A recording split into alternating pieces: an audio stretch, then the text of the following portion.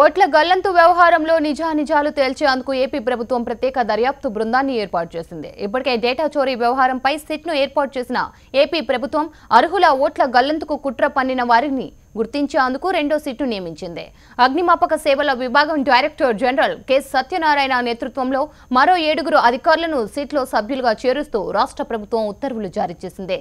సిట్లో సభ్యులుగా Guntur range IG R K. Meena, Visakhapatnam range DIG G. Palaraju, Eluru range DIG Trivikram Varma, Kurnool range DIG D. Nagendra Kumar, Anantapur range DIG Kranti Rana, ఇక Guntakal railway SP Siddhartha Kaushal, police computer services DSP A. రాజేంద్రను నియమించింది.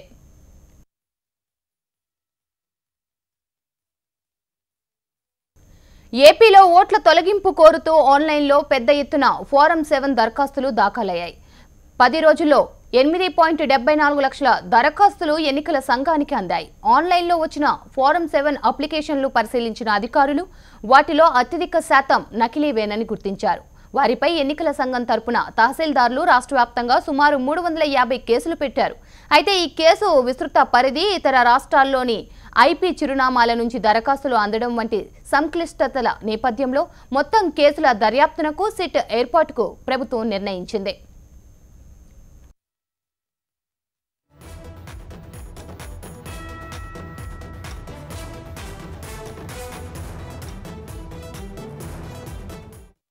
ఓట్ల గల్లంతు వ్యవహారంలో నిజానిజాలు తేల్చేందుకు ఏపీ ప్రభుత్వం ప్రత్యేక దర్యాప్తు బృందాన్ని ఏర్పాటు చేసింది. ఇప్పటికే డేటా చోరీ వ్యవహారంపై సిట్ను ఏర్పాటు చేసిన ఏపీ ప్రభుత్వం అర్హుల ఓట్ల గల్లంతుకు కుట్ర పన్నిన వారిని గుర్తించేందుకు రెండో సిట్ను కూడా నియమించింది. అగ్నిమాపక సేవల విభాగం డైరెక్టర్ జనరల్ కె. సత్యనారాయణ నేతృత్వంలో మరో 7 అధికారులను సిట్లో సభ్యులుగా చేరుస్తూ రాష్ట్ర ప్రభుత్వం ఉత్తర్వులు జారీ చేసింది. సిట్లో సభ్యులుగా Guntur range IG R K. Meena, Visakhapatnam range DIG G. Palaraju, Eluru range DIG Trivikram Varma, Kurnool range DIG D. Nagendra Kumar, Anantapur range DIG Kranti Rana, ఇక Guntakal railway SP Siddhartha Kaushal, police computer services DSP A. రాజేంద్రను నియమించింది.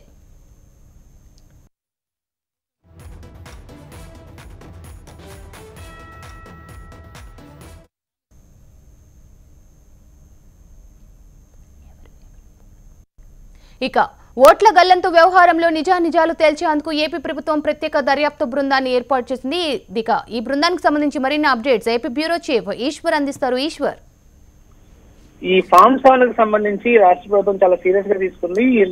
దీనికి గతంలో టీడీపీ మీద కొన్ని ఆరోపణలు వచ్చాయి. సేవామిత్ర పేరుతో వైసీపీకి సంబంధించిన ఓట్లని సర్వే చేసి వాళ్ళకి అనుకూలంగా ఉన్న వాళ్ళ సానుభూతి పరుల ఓట్లను తొలగించారని. అయితే దానికి కాంట్రాస్ట్ గా ఫామ్ 7 ఆన్లైన్ లో అప్లై చేసేందుకు కొత్తగా వచ్చిన ఈ అవకాశాన్ని వినియోగించుకుని దాదాపు లక్షల సంఖ్యలో తెలుగుదేశం పార్టీ సానుభూతి పరుల పైన ఈ ఫామ్ 7 అప్లికేషన్స్ ని రిక్వెస్ట్ చేయడం జరిగింది. అయితే వాటికి సంబంధించి ఇప్పటి వరకు కేంద్ర ఎన్నికల సంఘం ఎలాంటి నిర్ణయం తీసుకోకపోయినప్పటికీ ఆ చర్య ఉద్దేశపూర్వకంగా నేరపూరితంగా చేశారు. చాలా బ్యాడ్ ఇంటెన్షన్ తో ఈ ఫామ్ 7 ద్వారా లక్షల అప్లికేషన్స్ ని అప్లోడ్ చేయడం జరిగింది. కాబట్టి వాటి మీద దాని యొక్క ప్రధానమైన కారకులను తెలుసుకునే పనిలో రాష్ట్ర ప్రభుత్వం పడింది. అందులో భాగంగానే సిట్ ని ఏర్పాటు చేసింది.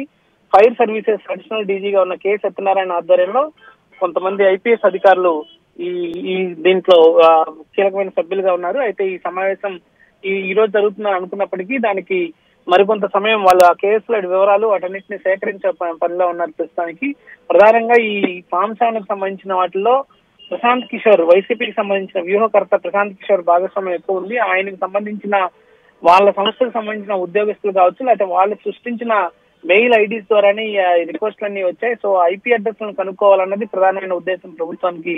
ప్రస్తుతం తెలుగుదేశం ప్రభుత్వం మీద ఉన్న ప్రధాన లక్ష్యం అది. సో దాన్ని ట్రేస్ చేసే పనిలో భాగంగా ఈ సిట్ ని ఏర్పాటు చేయడం జరిగింది. Right, thank you Eshwar.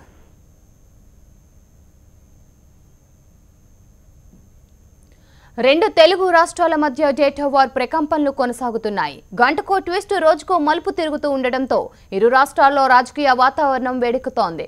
ఈ వ్యవహారంలో తెలంగాణ ప్రభుత్వం ఏర్పాటు చేసిన సిట్ తన కార్యాచరణ ప్రారంభించింది. కేసును 4 విభాగాలుగా విభజించి దర్యాప్తు ప్రారంభించింది. తొలి రోజే కీలకమైన సమాచారాన్ని సేకరించింది. ఐటీ గ్రిడ్ దగ్గర తెలంగాణ పౌరుల డేటా కూడా ఉన్నట్లు సిట్ బృందం గుర్తించింది. ఈ సమాచారం ఎక్కడి నుంచి వచ్చింది, ఏ మార్గాల్లో సేకరించారు, ఏ అవసరాల కోసం ఈ డేటా వినియోగించారనే కోణంలో కూడా విచారిస్తున్నారు. ఈ కేసులో అత్యంత కీలకంగా భావిస్తున్న ఐటీ గ్రిడ్ సీఈఓ అశోక్ కోసం సిట్ అధికారులు గాలిస్తున్నారు. ఫోన్ నెంబర్ల ఆధారంగా విచారణ జరుపుతున్నారు. ప్రస్తుతానికి అశోక్ ఫోన్ స్విచ్ ఆఫ్ లో ఉండడంతో వేర్వేరు మార్గాల ద్వారా అశోక్ కోసం గాలిస్తున్నారు.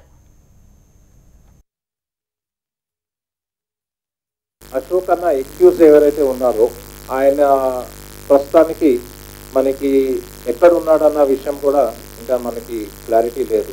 అశోక్ ఎక్కడున్నా కానీ ఆయన తెచ్చి విచారిస్తాం.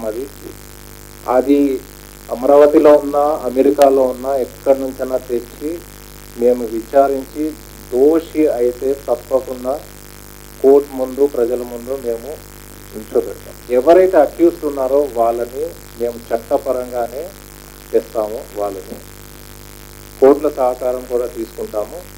అండ్ ఏదైతే ఇన్వెస్టిగేషన్ ఉన్నదో ఎప్పటికప్పుడు మేము ఎలక్షన్ కమిషన్ కూడా ఇది చెప్పి వాళ్ళ నుంచి కూడా మేము కొంచెము ఇన్స్ట్రక్షన్స్ ఆర్ గైడెన్స్ కూడా ఇస్తున్నాము. కాకపోతే ఆయన ఇంటికి మొన్న ఏదైతే రెసిడెన్షియల్ అడ్రస్ ఉన్నదో అక్కడ వెళ్ళి ఒక నోటీస్ అయితే సర్వ్ చేయడం జరిగింది. ఎందుకంటే ఆయన ఆయన CEO, కంపెనీకి CEO.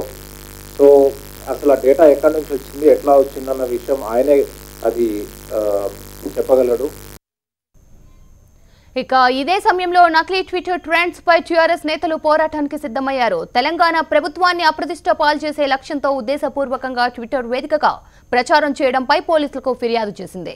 టీఆర్ఎస్ కు చెందిన సోషల్ మీడియా విభాగం ఈ మేరకు పోలీసులను ఆశ్రయించింది. దీనికి సంబంధించి ఉత్తరాది రాష్ట్రాల నుంచి తెలుగులో వైరల్ అవుతున్న పలు పోస్టులను పోలీసులకు అందజేశారు. ఓవైపు ఐటీ గ్రిడ్ వ్యవహారం రగులుతుండగానే ఏపీ ప్రభుత్వం కేంద్ర ఎన్నికల సంఘానికి లేఖ రాసింది. పౌరుల వ్యక్తిగత సమాచారం ఎక్కడా చోరీ కాలేదంటూ ప్రభుత్వం లేఖ రాసింది. మరోవైపు డేటా చోరీ, ఓట్ల తొలగింపు అంశాలను తీవ్రంగా పరిగణించిన సీఎం చంద్రబాబు 2 ప్రత్యేక దర్యాప్తు బృందాలను ఏర్పాటు చేశారు. డేటా చోరీపై అడిషనల్ డీజీ బాలసుబ్రహ్మణ్యం నేతృత్వంలోని సిట్ విచారించనుంది. ఓట్ల తొలగింపుపై ఐజీ వెంకటేశ్వరరావు నేతృత్వంలో మరో సిట్ దర్యాప్తు చేయనుంది.